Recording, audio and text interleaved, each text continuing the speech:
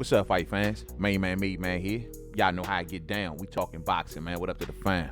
What up to everyone over there in Mainman Mademan's boxing forum over there on Facebook? The thing is this, man. I'm checking out a recent interview with Deontay Wilder over on 78 Sports TV's channel. And I'm listening to some things that he's talking about, just kind of seeing where he is at.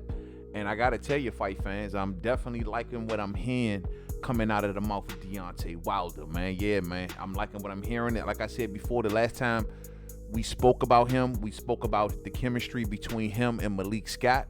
And according to Deontay Wilder, it seemed like it's working. Says they have chemistry.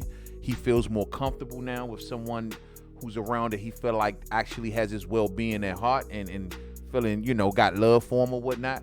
And that's always good, man. That can make for a much better fighter when you train it with someone. Not only do you have chemistry, but you have that bond with, you know what I'm saying? That you can pick that phone up maybe and hit them up at 3 o'clock in the morning, 4 in the morning, say, hey, bro, I got some things on the mind. You know what I'm saying? It's always good when you got something that way. And listening to how Deontay Wilder is talking, like Malik Scott and Malik Scott have been around each other for years.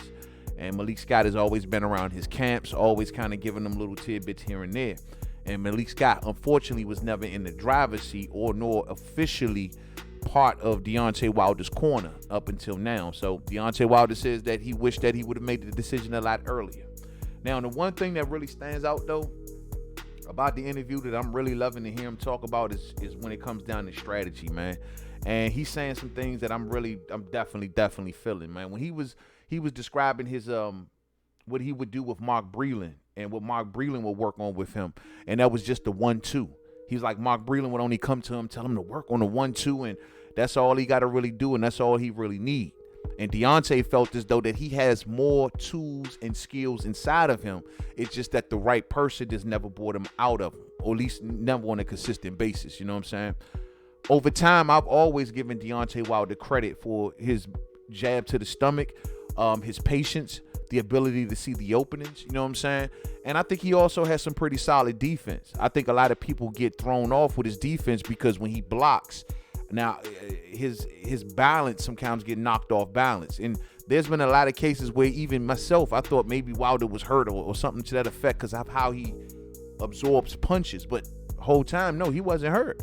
It's just that he absorbs them so, and it just tilts him over sometimes. And so it's kind of hard to read. And that's why I was there even in that second fight, man, when they stopped the fight. And I get it, this corner through the toweling and everything, but I was like, man, they sure that Wilder was ready to really go down, because Wilder just be looking that way when he get hit. And given he was in the corner taking some punishment from Tyson Fury when they stopped the fight, he wasn't quite, I don't believe, out of it. It's just hard to tell with Deontay Wilder sometimes, you know what I'm saying? But I always believed that he had some good defense, and it's just that it was a balance issue with him more so than anything. Now, like I said, him and Mark Breland, who we know he got rid of Mark Breland, and I never understood why was there a big uproar with the fans of him and Mark Breland really parting ways, because clearly Mark Breland didn't ever enhance Deontay Wilder or bring out the best version of Deontay Wilder, admittedly, from Deontay Wilder. So, and a lot of fans over time have seen it and said, hey, man, all we see from Wilder is just the right hand, nothing more, nothing less. You know what I'm saying? And we don't believe he has anything outside the right hand. Well, if you feel like that, then there must be a trainer issue. There must be something ain't being relayed to the fighter, or he's not receiving it well. Whatever the case may be, fight fans, it ain't working. And Deontay Wilder ain't got time for something that ain't gonna consistently not work, especially when you're going against the wishes that he set forth for his corner. So at the end of the day, he says that Breland was just a 1-2 type of dude, man, and never really worked on much more outside of that. I'm sure if you listen to Mark Breland talk about it, he'll give you a different interpretation, but I'm a roll with the fighter, you know what I'm saying? And Wilder says that this is what I got from Breland, and it was simply just a 1-2. But there's more that I have to offer. Now, one bit of one quote that he gave that I find very interesting, man, because he says that in this particular fight going forward, that this time around, that he is planning on pretty much to go to the body of Tyson Fury. And according to Deontay Wilder, and I quote, I am going to go to Big Mama's body. You know what I'm saying? Then he come back and says, and I quote, I hope he's been working on being athletic, because I'm going to go to his body like a steak. You know what I'm saying? End quote. Yes, sir. Yes, sir. That's a good tactic right there, man.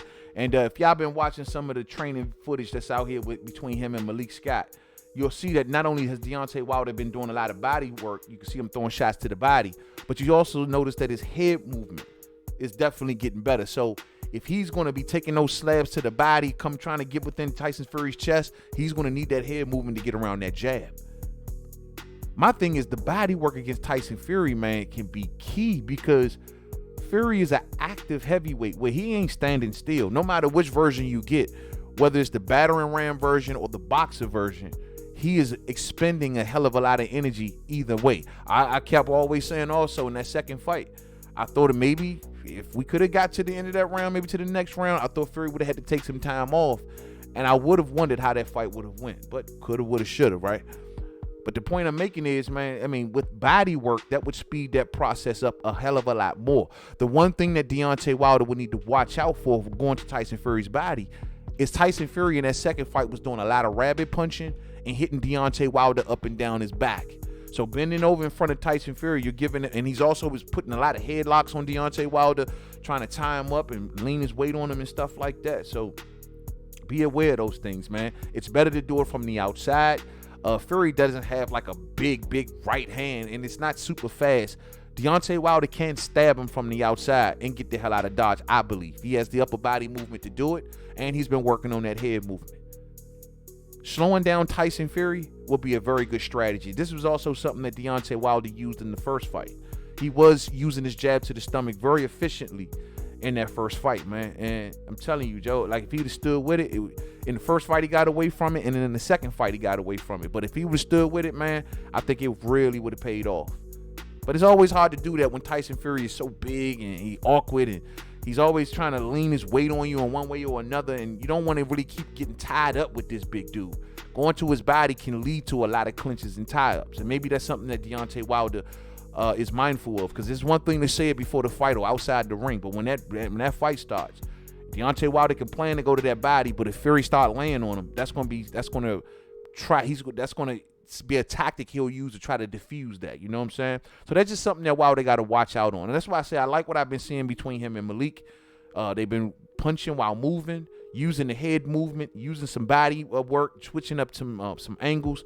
You know, those are all good things, man. I want them legs powered up. I want that balance to be on point also. And we'll see how it goes, man. But these are all good things. This is a change in tactics. He's saying that, Tyson Fury got to be athletic. That's something. He's not super duper athletic. He's not the fastest. He doesn't have the fastest feet or the fastest hands. He's just an anomaly to a certain degree. A big 6'9" boxing big man. And, well, at least up until his last fight. So it's giving a lot of heavyweight problems because you don't see a big man that big styling and moving like that, man. Using that big long reach, that big long jab.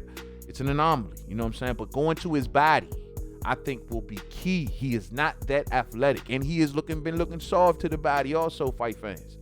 Living it up out there in Vegas.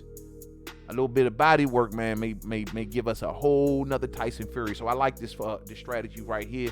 I like the fact that he's talking about also just opening up more of his game, man. You know what I'm saying? And though he still believes in his right hand, and that ain't gonna go nowhere. He's gonna always believe in his right hand.